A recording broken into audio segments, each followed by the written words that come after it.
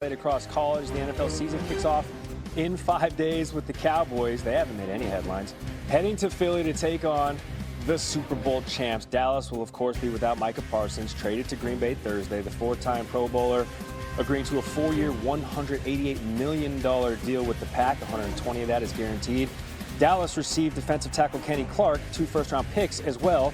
Here's Parsons speaking last night after joining the Pack. No, I didn't have any say. It was just, I would say I'm pretty lucky because I understand the rich history of the Packers and the fact that they had interest in me and understand that they had a pretty tough team already in the NFC, and I was pretty much geared up, ready to play them, looking for revenge. But now I'm on the other side of adding to this rich history and being able to play with these guys and suit up and, play. I'm very excited. Before you left, did you talk to Jerry, Steven? Did they tell you that you were being traded, or was it all through David? It was pretty much all through David. You know what I mean? So Micah Parsons joining one of the best teams across the NFL in one of the best divisions. 3 of the 4 went to the playoffs last season in the NFC North. What's the rest of the league as Jeremy Fowler joins the program this morning? It's the gift that keeps giving for SportsCenter viewers.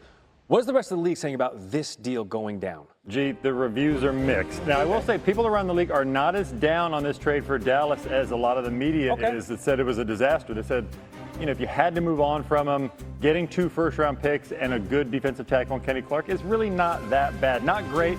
I talked to a few execs who said, hey, if you would have done it maybe in late March, early April before the draft, you could have got some better draft picks. Green Bay's going to be pretty good this year, so their first-round picks are probably going to be somewhere in the 20s in the first round. So the picks are not as good. The bigger criticism is that the fact they moved on from him at all. Like, you have a Hall of Fame player that you couldn't work it out with. But considering they had to trade him this late before week 1, they actually got a decent return. 4 years of pro, 4 years of Pro Bowler, a 2-time All-Pro, and he's going back to Dallas to hunt Dak Prescott week 4, Sunday Night Football. The script keeps giving to us. Who's paying attention to the deal, the extension that Micah Parsons signed, 4 years, $188 million? Because he is the tide that lifts all boats. Gary, if you are Detroit's Aiden Hutchinson, Thursday was a pretty good day. You saw that deal come down the pipe. I mean, the pass rush money is crazy. It has more than doubled in the last 7 years. So that's good news for Hutchinson, who is going into his 4th year. The Lions have 2 years of contractual control on him, so they don't have to do anything right now, but they have started a dialogue about a potential extension. The little bit of a hiccup here is that leg injury he had last year. The Lions would like to see him get back on the field a little bit, see where he is. That's my sense. However, he's looked so good in the preseason and in practices, they're not all that worried about it. They know he's elite. He showed that last year in the minimal amount of games that he's played. So I expect the Lions to try to lock him up here sooner than later. Micah Parsons became the highest non-quarterback to ever get paid in the National Football League. Hold that title while you can, because Aiden Hutchinson is probably coming for it sooner rather than later. Jeremy back in a little bit on the program with week 1 injury. Taylor Swift, what a love story, what an ending, what a move in a week filled with them. That is the biggest move that we've seen this week. Hey, I tell you what, the rich get richer. Way to go, Trail. Yeah, talk about swinging for the fences and hitting a home run, man. Hey, welcome to NFL Live. You already heard my boy Adam Schefter. We have Damian Woody and Dan Orlovsky here with me. I mean, Dan, when you're Travis Kelce and you're going to be a first ballot Hall of Famer, you're one of the greatest players to ever play, it's difficult to marry up. He did. You can't marry down, that's for sure. Listen, all jokes aside, I watched the podcast that was on New Heights with Travis, Jason, and her.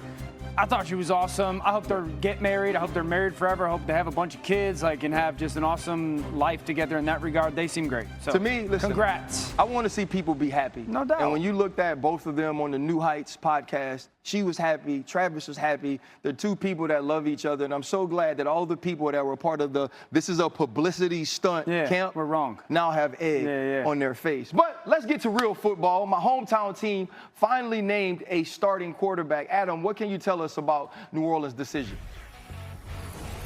RC, Kellen Moore, the Saints head coach, announced this afternoon that the Saints' new starting quarterback will be one Spencer Rattler. He gets the nod over the rookie second-round draft pick Tyler Shuck.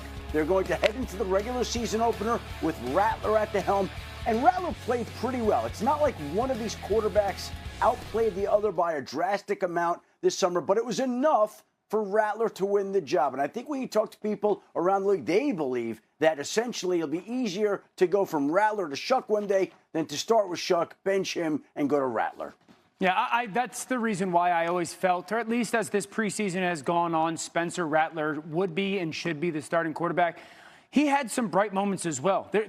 Shefty's right that neither quarterback stood out in this regard. But week 2 of the preseason, he led an awesome comeback late where he got hot. He's as talented throwing the football as a lot of guys that we know in this league. And now he's got a decent opportunity with an offensive-minded head coach and is still a very young and promising receiver in Chris Olave. I would highly suspect Tyler Shuck plays at some point this year. But Spencer Rattler's got an opportunity to be the starting quarterback, and now it's up to him to make the most of it. Yeah, Dan, just to piggyback off that, we know that Spencer Rattler is a very talented guy, but ultimately we know that Tyler Shuck, obviously the draft pick from this year, he's going to see the field at some point. And I think Adam said it perfectly. You rather go from a veteran to the rookie rather than a rookie and bench the rookie and go to the veteran. So at some point this year, Tyler Shuck's going to see the field. It's just a matter of when. Yeah, absolutely. When Tyler Shuck was coming out this year, I mean, Louis Riddick couldn't have been higher on what his potential could be as a starting quarterback in this league. But we forget sometimes who Spencer Rattler was, whether it was at Oklahoma or South Carolina before he was drafted in the 5th round. Incredibly strong arm, incredibly talented. But Tyler Shuck is a guy who I expect to see the field at some point this year, because if you're Kellen Moore, you have to know headed into next year, is your franchise quarterback of the future actually in your building? And if he isn't, you need to move on and figure out who that is. Totally. Now, that wasn't the only business of today. By 4 p.m. Eastern, they have to be down. Every roster needs to be down to 53. Adam, what notable cuts should we know about? RC, we saw a slew of notable cuts across the league today. Older players, younger players. Here are some of the big names from today, leading off with the Giants quarterback, Tommy Cutlets DeVito. Put on waivers today, essentially in New York. Desmond Ridder let go. Jake Haener in New Orleans. Deontay Johnson, the former Steelers, Browns wide receiver. Another wide receiver, Malachi Corley. Clyde Edwards-Helaire in New Orleans. McCole Hardman, Jalen Mills, Hunter Renfrow, Robert Woods, KJ Hamler, Carson Steele. Those are some of the names. They're still coming in right now. The Browns released their veteran kicker, Dustin Hopkins. They're going to go with a younger kicker right now. So, again, huge moves. They're still coming in. As for the Cincinnati Bengals, they get their deal done with Trey Hendrickson.